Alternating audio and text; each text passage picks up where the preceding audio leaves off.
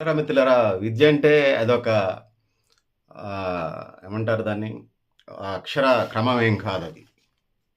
అదొక జాతిని, ఒక వ్యవస్థని, ఒక దేశాన్ని, ఒక సమాజాన్ని, యావత్ సృష్టిని దిశ నిర్దేశం చేసేటువంటి ఒక దిక్సూచి లాంటిదది.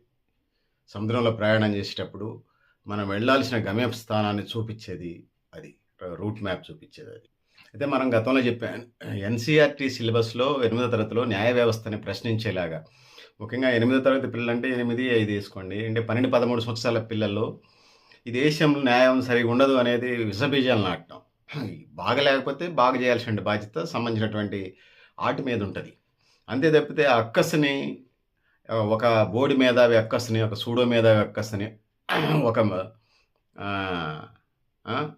ఎర్ర కళ్ళాయనో, నల్ల కళ్ళాయనో, పిల్లి కళ్ళాయనో, తెల్ల కళ్ళాయనో, బొల్లి కళ్ళాయనో ఆయన అక్కసునంతా పాఠ్య పుస్తకాల్లో పెడితే, దాన్ని చూడాల్సినటువంటి అకాడమిక్ ఇన్‌చార్జ్‌లు, డెస్క్ ఇన్‌చార్జ్‌లు, లేకపోతే దాన్ని ఫైనల్ చేయాల్సినటువంటి ఇన్‌చార్జ్‌లు ఎవరు చూడకుండా వదిలేస్తారా మార్కెట్‌లోకి?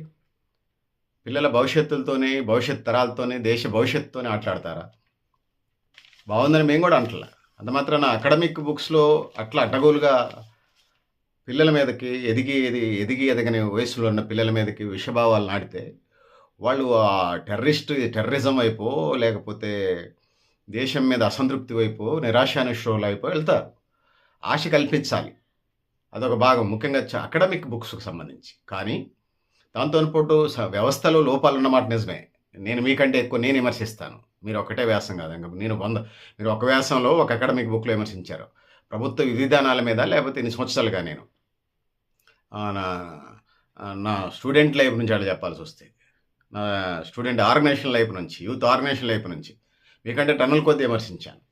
అంత మాత్రాన మేము ఈ దేశం ఏదో శుభ్రంగా ఉందని, లేతే అస్సలు బాగలేనది కాదు.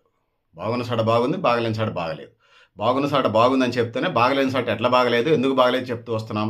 విమర్శించే కాడ విమర్శిస్తున్నాం, దెబ్బలాడే కాడ దెబ్బలాడుతున్నాం. యాజిటేషన్ దగ్గర యాజిటేషన్ చేశాం. ఆందోళన కాడ ఆందోళన చేశాం. అరెస్ట్‌ల కాడ అరెస్ట్‌లయ్యాం. స్టేషన్‌ల కాడ స్టేషన్‌లకి జైళ్ళ కాడ జైళ్ళకి పోయాం.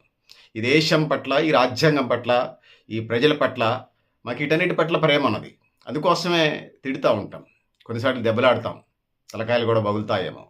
తప్పదు కొన్నిసార్లు మా సైడ్ నుంచి ప్రభుత్వాలు అలాంటి తలకాయలు పగలగొట్టించుకునే పరిస్థితులు కూడా ఉంటాయి. ఎందుకంటే ఖచ్చితంగా మేమెప్పుడు 100% ప్రజల పక్షానే ఉంటాం. బ్రతుకు తెరువుకి, కుటుంబ పోషణకు పోను మిగిలినంత ప్రజల కోసం అనుకున్నప్పుడు ఇవన్నీ తప్పవు. నేనున్నటువంటి నాన్ పొలిటికల్ ఆర్గనైజేషన్స్ అవి అడుగులు వేస్తున్నాయి. భవిష్యత్తులో కూడా అలాంటి మేధావులతోని, అలాంటి వర్గాలతోని కలిసి ప్రయాణం చేస్తాం.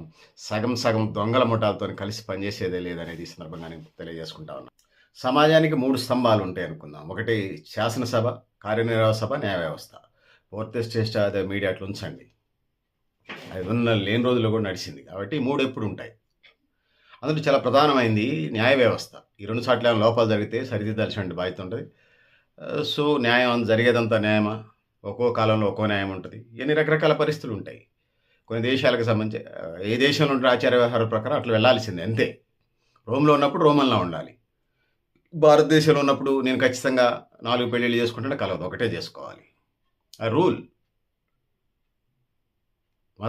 వాడే మతాచారం ప్రకారం ఫాలో అవుతున్నా, ఆ మత ప్రచారం ప్రకారమే ఉండాలి. ఆ విధంగానే వెళ్ళాలి. అడవులుగా నేను వ్యవహరిస్తానంటే కలవదు. ఆ విధంగా ముందుకు పోవాల్సిన అవసరం ఉందనేది ఈ సందర్భంగా నేను తెలియజేసుకుంటా ఉన్నాను. సో, పాఠ్య పుస్తకాల మీద విషయం చూపించటం వల్ల, లేకపోతే రాజకీయ ఎజెండా పెట్టుకొని హై స్కూల్ పిల్లల్ని తీసుకొచ్చి రోడ్ల మీద ఎండబెట్టి కళ్ళు తిరిగి పడిపోయేలాగా, అది బీజేపీ గాని, నాన్ బీజేపీ పార్టీలు గాని, ఎవరైనా గాని, ఇదేమంత సమాజానికి అంత మంచిది గాదు. అంత కరెక్ట్ కూడా కాదనేది ఈ సందర్భంగా నేను చెప్పదలుచుకున్నాను. సో, న్యాయ వ్యవస్థ మీద మాకు గూడా నమ్మకాలు లేవు. కొన్ని సందర్భాల్లో జర్నీలు చేస్తా ఉన్నాం.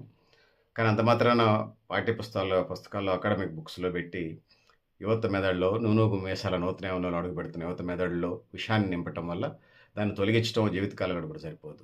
ఒక తరం పోయిందంటే వాళ్ళు 3 తరాలకు, 5 తరాలకు చెప్తారు న్యాయ వ్యవస్థ బాగుండదని. సో, దాని మీద రాజీ ఏం లేదు. ఖచ్చితంగా వాళ్ళ మీద చర్యలు తీసుకోవాలి. ఆ విధంగా ముందుకు పోవాల్సిన అవసరం ఉంది. సంబంధించిన పాఠ్య పుస్తకాలు ఎన్‌సీఈఆర్‌టీ సిలబస్ వాళ్ళకి సంబంధించి ఏకపక్ష ప్రసంగాలు ఉండకూడదు. సంవాదాలు ఉండకూడదు. సంవాదంలో ఉండాలి. ఏకపక్ష ప్రసంగాలు ఉండకూడదు. సంవాదంలో ఉండాలి. సమస్యను విద్యార్థి ముందు ఉంచి ఆ సమస్య పరిష్కార వ్యవస్థ ఎదుర్కొంటున్న సవాళ్ళను వివరించాలి. విద్యార్థి ఆలోచనకు పదును పెట్టాలి. అంతే తప్ప వ్యవస్థ విఫలమైందని ముగింపు ఇయ్యటం పాఠ్యాంశం యొక్క సారాంశంగా ఉండకూడదు. ఆ విధంగా ముందుకెళ్లాల్సిన అవసరం ఉన్నది.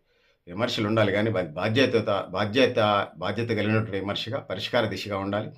పాఠ్యపుస్తకం అంటే విద్యార్థికి ఒక క్రిటికల్ విజన్ ఇవ్వాలే తప్ప నెగెటివ్ విజన్ ఇవ్వకూడదు. అక్షరం అనేది ఒక దీపం వంటిది. అది దారి చూపాలి తప్ప కాలిపోయేలా చేయకూడదు. పాఠ్యపుస్తకాలనేవి వివాదం కాకూడదు. ఆ వైపుకి అడుగులు పడాలి. ఆరోగ్యకరమైనటువంటి విద్యని, సమాజ నిర్మాణానికి ఉపయోగపడే విద్యని, కెరీర్‌కి ఉపయోగపడే విద్యని, ఆ విధంగా దేశ భవిష్యత్తుని, కుటుంబ ప్రయోజనాలని, సమాజ ప్రయోజనాలని, ప్రపంచానికి, భూగోళానికి, విశ్వానికి మార్గదర్శకంగా ఉండేటువంటి విద్యా విధానం రావాలి. ఆ వైపుకి అడుగులు పడాల్సిన అవసరం ఉన్నది. సో పెద్దలారా, మిత్రులారా, మీరు కూడా మీ అభిప్రాయాలు కామెంట్ బాక్స్‌లో అయినా తెలియజేస్తూ నేను గరిడేపల్లి సత్యనారాయణ, న్యూ లక్ష్య ఆర్గనైజేషన్. Thank you. ఉండాలి పెద్దలారా.